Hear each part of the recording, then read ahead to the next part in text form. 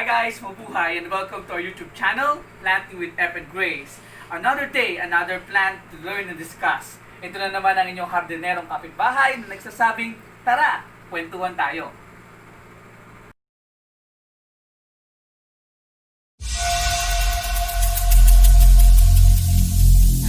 Every single day, I'm gonna make something great.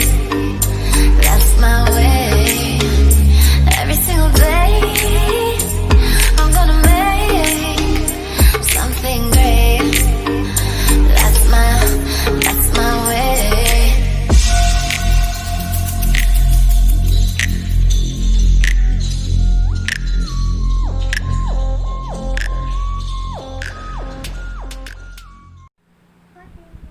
Hi guys, welcome back. This is Ephraim and you're watching Planting with F and Grace.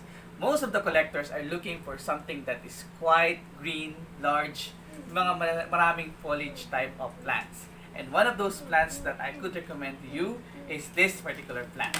This plant is called Anthurium plowmanii. Okay, Anthurium plowmanii. This is also known as the wave of love and bird's nest Anthurium. This particular plant is an origin of Peru, Bolivia, and Brazil.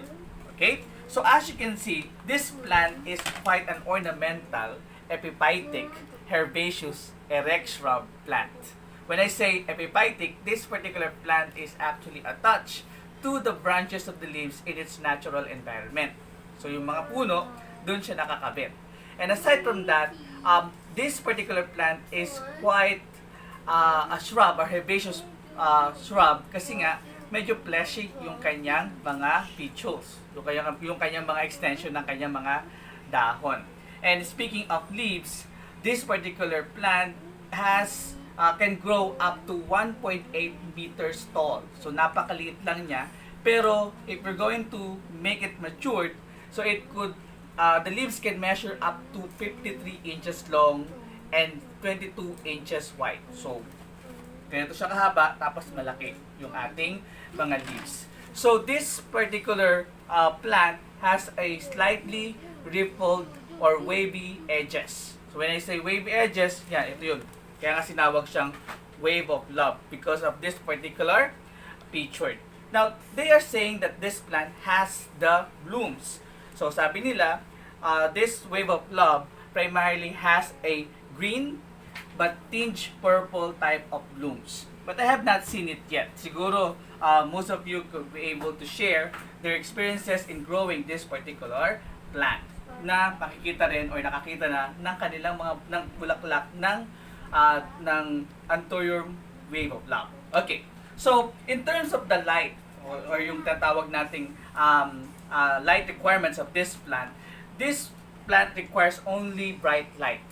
So, most probably, ayaw niya ng bright light or bright or full sun. Okay? So, you have to keep this particular plant 4 hours of bright light each day only. So, you have to keep it directly from the sunlight. Kasi you might scorch or masisira natin yung kanyang dahon or madadamage natin yung dahon.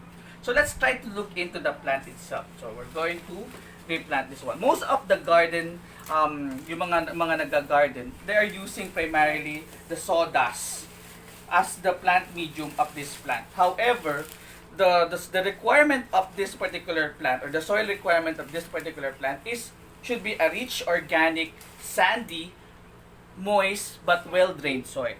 Unfortunately, this plant, since they're using the sawdust, they have to manage yung kanyang yung absorption ng ating mga rice hull kasi mataas ang absorption tong rice hull natin.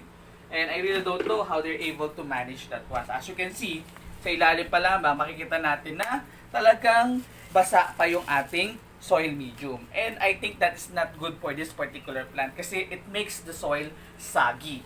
At ayaw ng ating Anthurium wave of love na saggy yung kanyang soil kasi it will promote primarily yung tinatawag nating mga root rot. Okay. So, if we're going to lift this one, as you can see, ayan, mapapansin natin, meron na siyang outgrow doon ng kanyang kanyang roots. So nagiging maganda na to. And I think we have to transplant it doon sa ating soil. However, hindi ko tatanggalin yung center niya kasi ayoko namang ma-damage yung kanyang attachment do sa kanyang ginamit na soil medium. Babawasan lang natin ito, tapos papalitan natin ng konti yung kanyang nawalang mga soil. So, I think this particular plant can manage naman. And another thing about the rice hull, madali naman siyang ma-decompose at ma-turn into organic material. So, we're going to replace that yung ating required soil medium, which is rich organic soil na medyo sandy or yung medyo madali siyang madurog. And, syempre, this will add up some of the moisture component. Okay, so, ililipat mo natin to for the meantime. Tanggalin ko muna to. So, okay, there it is. So, ano yung soil mix natin gagamitin? So, ang gamitin nating soil mix dito is this one. Okay, so I'm going to have this one. So, I add up some of the organic material. So, ito medyo sandy, hindi siya nagka-clumping. Although, nag-add tayo ng konting loam soil dito. And also some organic material. So, we're going to begin this one. So, I'm going to use now yung tinatawag natin medyo malalalim na pot. The reason behind that is the soil, the root system of this wave of love ay medyo kailangan niya ng mas malaking space dun sa ilalim. Kasi as you can see, kanina pa lamang, nakita natin na talagang nag-extend yung kanyang root system. So, I will going to use this particular porcelain, yung basag na porcelain, para to cover up some of the holes, para hindi naman dire-diretso yung ating mga soil mix. Okay. So, we're going to have this one. Okay. So, nga pala, importante din, of course, yung temperature of this particular plant. And what temperature?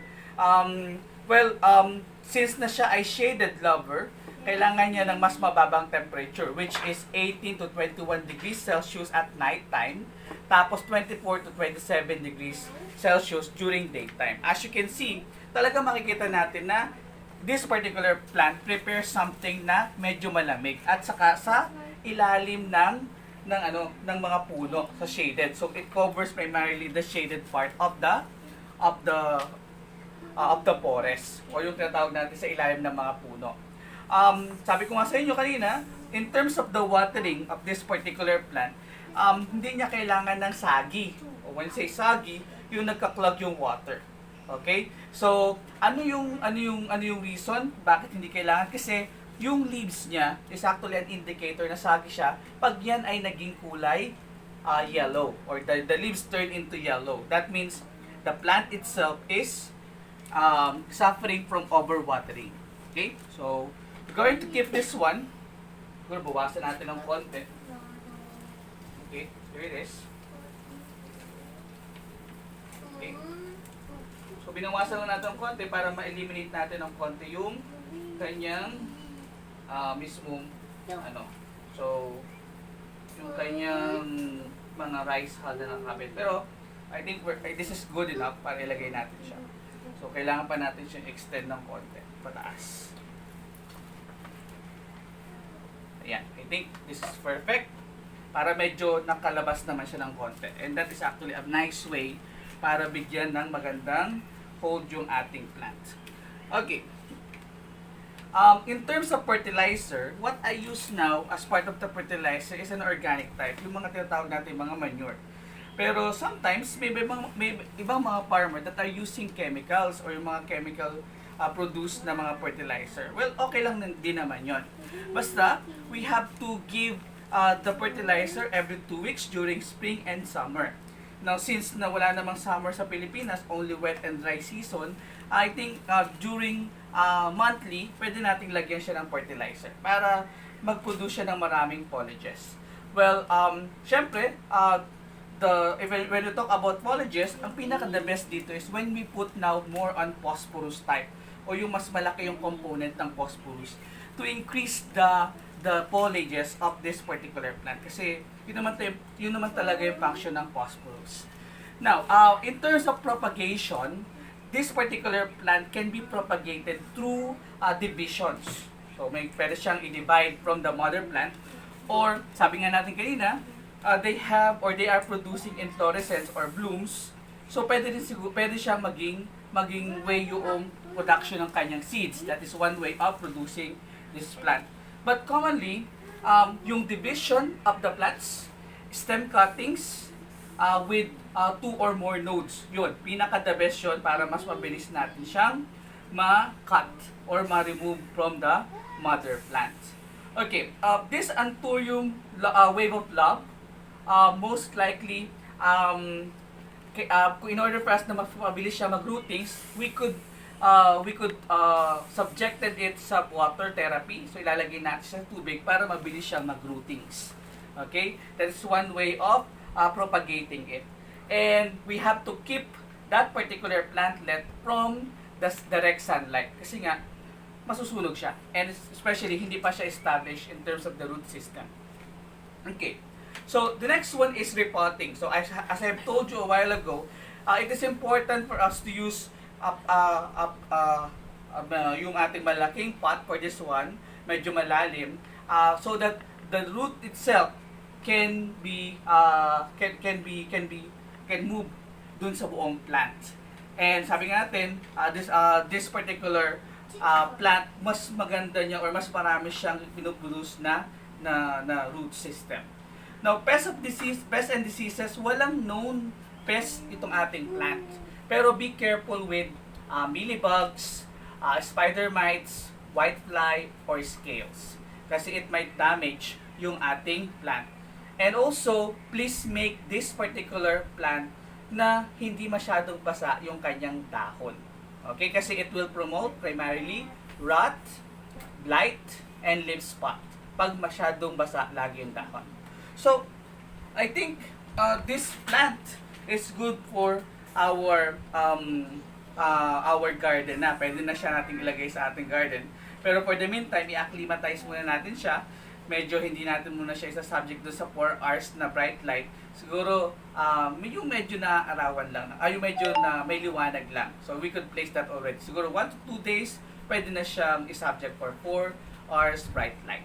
So, I think that's all, folks. You're watching Planting with Evan Grace. And please subscribe to our YouTube channel and also share and like it. So, and don't forget to add us in your FB page. Si Maria Gracia at ang Lihim na Hardin. So, see you next time. Goodbye!